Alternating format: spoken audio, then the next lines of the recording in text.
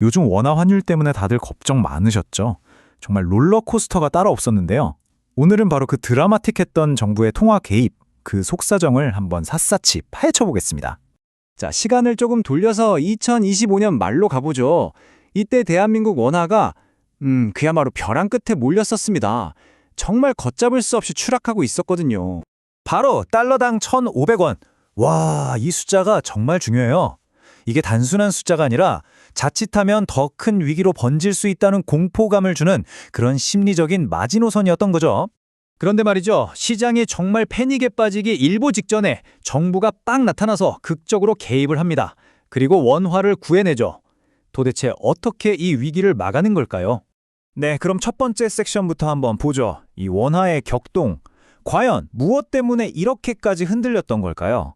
이게 정말 우리 경제 펀더멘털의 문제였는지 아니면 그냥 시장의 공포심이 만들어낸 허상이었는지 그걸 한번 따져보겠습니다. 자, 지금 보시는 이 두 개의 그래프가 정말 흥미로운데요.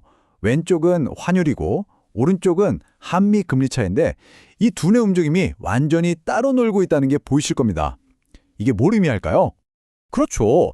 원화 가치, 그러니까 환율은 저렇게 하늘 높은 줄 모르고 치솟는데 사실 경제의 기초 체력을 보여주는 한미 금리차 같은 지표는 오히려 좁혀지면서 안정되고 있었단 말이죠.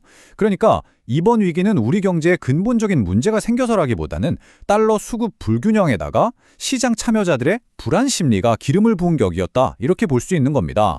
시장이 이렇게 펀더멘털과 상관없이 흔들리니까 정부와 한국은행이 더 이상은 안 되겠다 하고 판단을 내린 겁니다.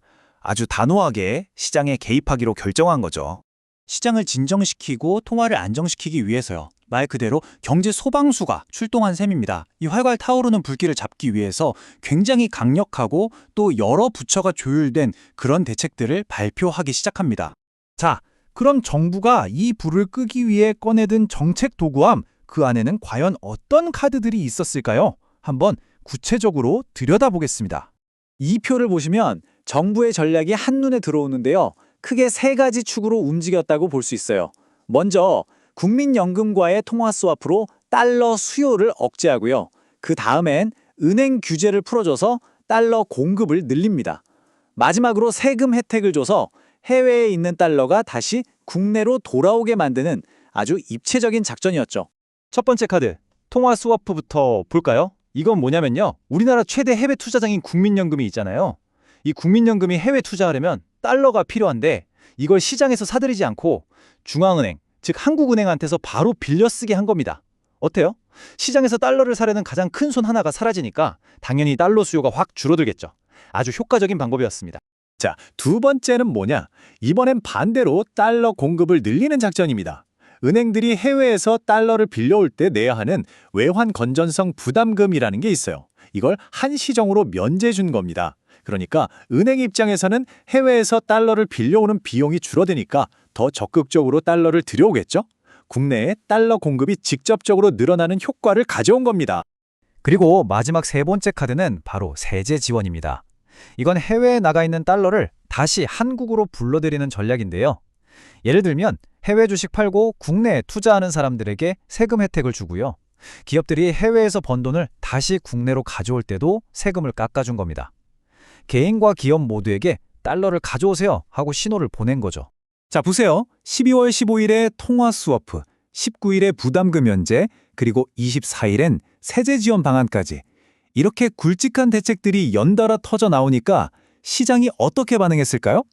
네, 그 효과는 정말 즉각적이고 또 아주 드라마틱했습니다. 크리스마스 이브였던 12월 24일, 단 하루 만에요. 원달러 환율이 무려 33.8원이나 급락합니다. 이건 원화 가치가 그만큼 올랐다는 뜻이죠. 무려 3년 만에 하루 최대 상승폭을 기록한 정말 엄청난 변화였습니다. 자, 그럼 이렇게 정부가 나서서 급한 불을 껐으니까 이제 모든 문제가 해결되고 환율도 예전처럼 안정된 수준으로 돌아간 걸까요? 꼭 그렇다고 보기는 좀 어렵습니다. 그 해답의 실마리는 정부 발표에 숨어 있습니다. 정부가 발표한 자료들을 자세히 뜯어보면 계속해서 반복적으로 등장하는 단어가 하나 있어요.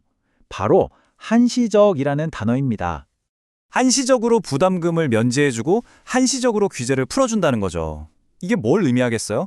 정부의 목표가 인위적으로 환율을 끌어내려서 과거 수준으로 되돌리려는 게 아니라는 겁니다. 그보다는 지금이 비정상적으로 높은 변동성을 관리하는 데 초점을 맞췄다는 뜻이죠. 사실 많은 전문가들이 이렇게 보고 있어요. 세계 경제 구조가 바뀌면서 이제 원화의 적정 가치, 그러니까 새로운 균형점 자체가 과거보다 더 높은 수준, 즉 환율이 더 높은 레벨에서 형성될 수 있다는 겁니다. 패닉은 끝났지만 어쩌면 우리는 예전보다 더 비싼 원화가 일상이 되는 뉴 노멀 시대에 살게 된 것일지도 모릅니다. 결국 이 질문이 남습니다. 이번 정부의 개입으로 거센 폭풍우는 일단 잠재웠습니다. 하지만 변동성이 관리되었다고 해서 이게 끝일까요? 어쩌면 이 비싼 원화가 이제 우리의 새로운 현실, 새로운 기준이 되는 건 아닐까요? 생각해볼 문제인 것 같습니다.